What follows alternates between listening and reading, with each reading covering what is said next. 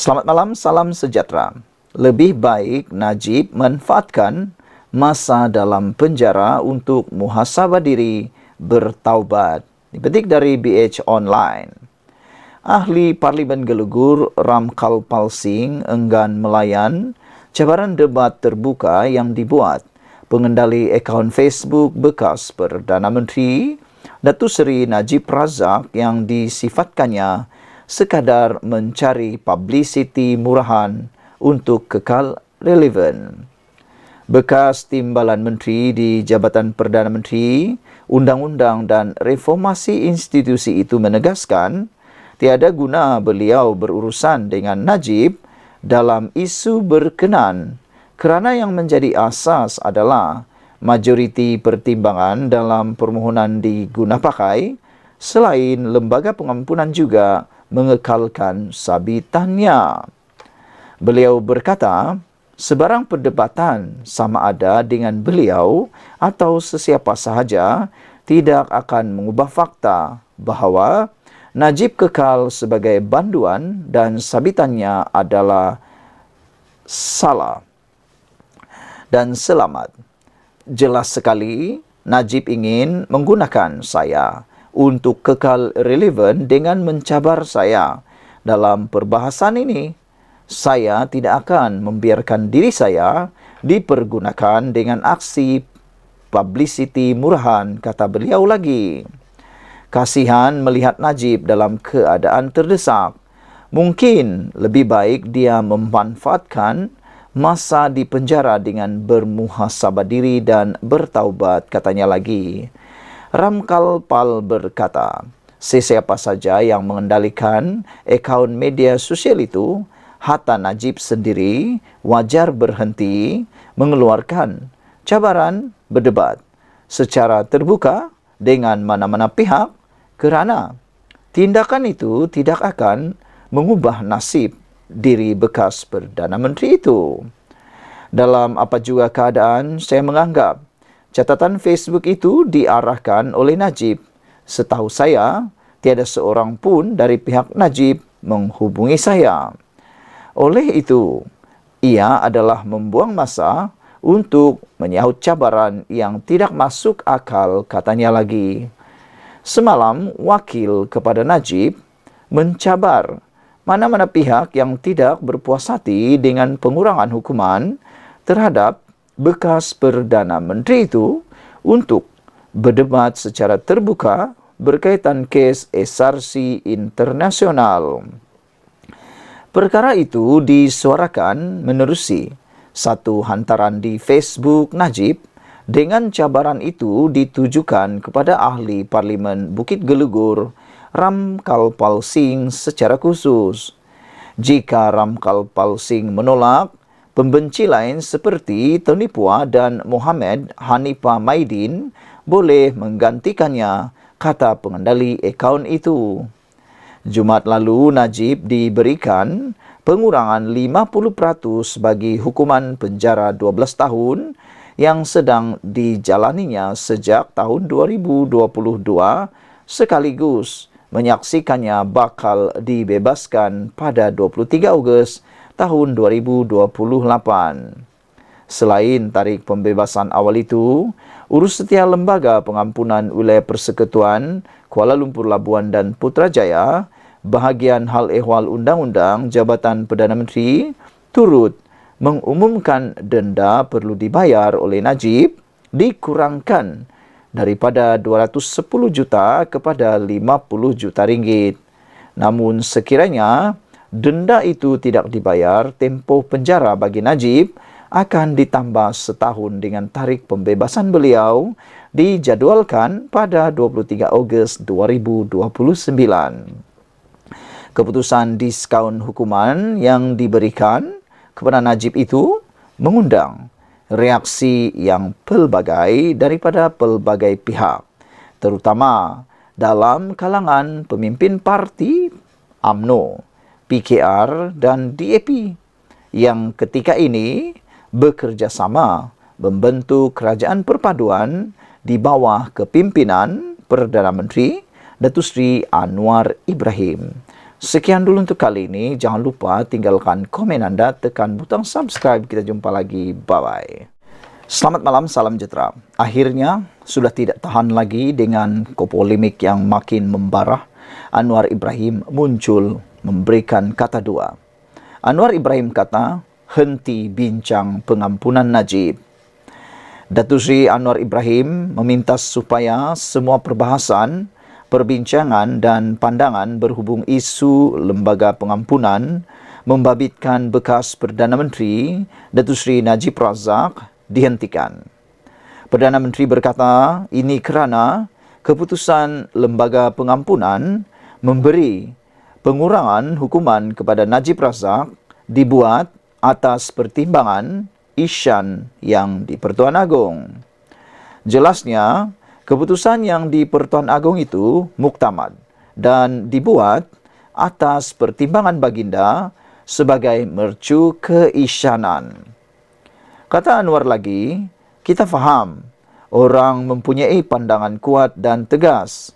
Jadi, kita beri laluan sedikit. Tetapi, selepas penjelasan dibuat, ia harus dihentikan, kata Anwar Ibrahim. Yang di Pertuan Agong memutuskan keputusannya itu muktamad atas pertimbangan yang besar, bukan undang-undang. Kerana itu, proses kehakiman dan pertimbangan utama adalah soal isyan.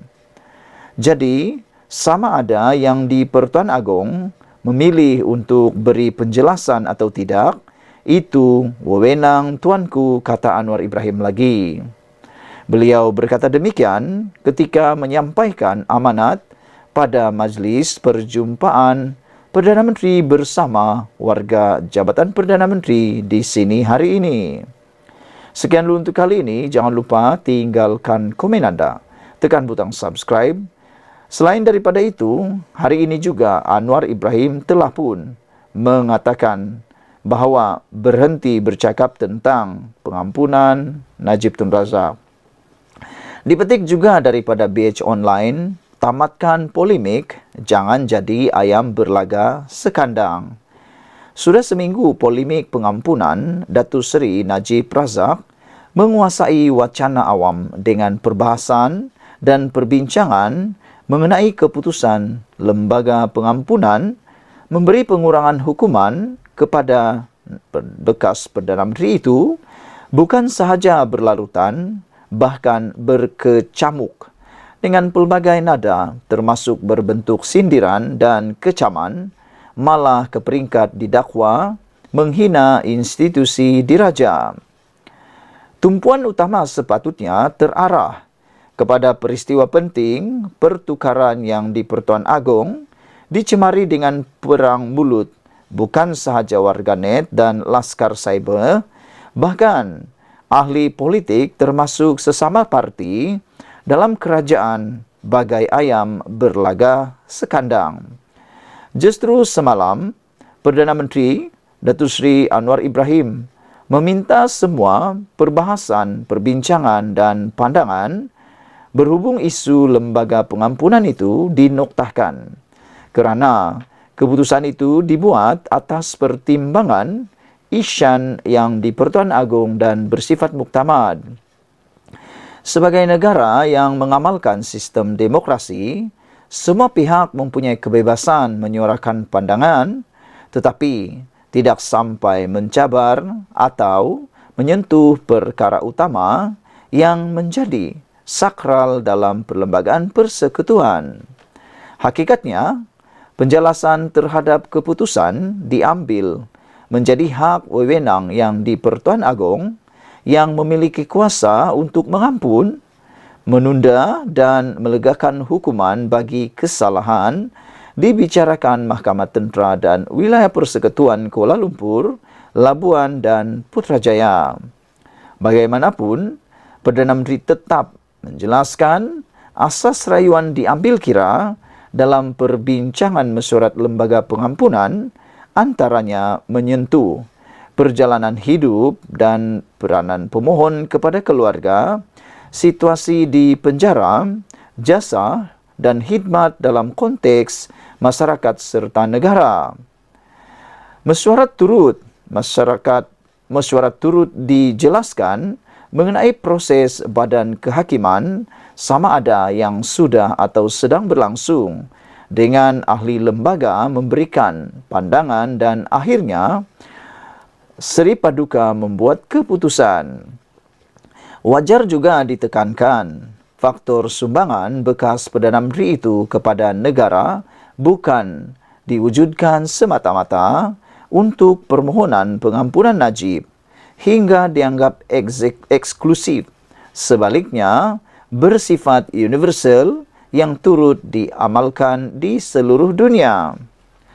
Berdasarkan sejarah pengampunan diraja di negara ini, individu seperti bekas Menteri Besar Selangor, Datuk Harun Idris, dan bekas Menteri Belia dan Sukan, Datuk Mokhtar Hashim, turut menerimanya selepas menjalani hukuman atas kesalahan didakwa dan dijatuhkan oleh mahkamah, sekaligus mengambil kira pelbagai faktor seperti laporan daripada penjara dan jasa sumbangan sebelumnya. Malah, proses permohonan dan pemberian pengampunan juga tidak dihadkan kepada pesalah dalam karangan orang kenamaan. Sebaliknya, kepada semua banduan seperti pengikut Al-Ma'unah yang dijatuhi hukuman atas dakwaan melawan yang di-Pertuan Agong. Oleh itu, kita mahu semua sama ada orang persorangan, parti politik mahupun pertubuhan bukan kerajaan menghentikan polemik pengampunan yang sepatutnya tidak berbangkit lagi selepas Perdana Menteri memberikan penjelasan yang sebelum ini didesak banyak pihak termasuk ahli politik kerajaan dan pembangkang. Polemik sebegini bukan sahaja boleh membawa kepada kenyataan melampaui batas undang-undang dan mencabar institusi diraja, bahkan mengalihkan tumpuan yang sepatutnya dicurahkan kepada usaha memulihkan negara dari pelbagai segi, terutama ekonomi, takbir urus, pendidikan, serta perpaduan. Saudara-saudara sekalian, kita harus mengikut iktibar ini.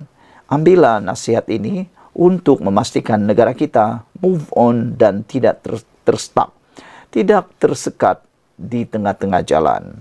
Tamatkan polemik, jangan jadi ayam berlaga sekandang, kata penulis ini di minda pengarang di Berita Harian Online. Sekian dulu Malaysia Kita Punya. Kita jaga sama-sama. Cintai Malaysiaku. Bye-bye.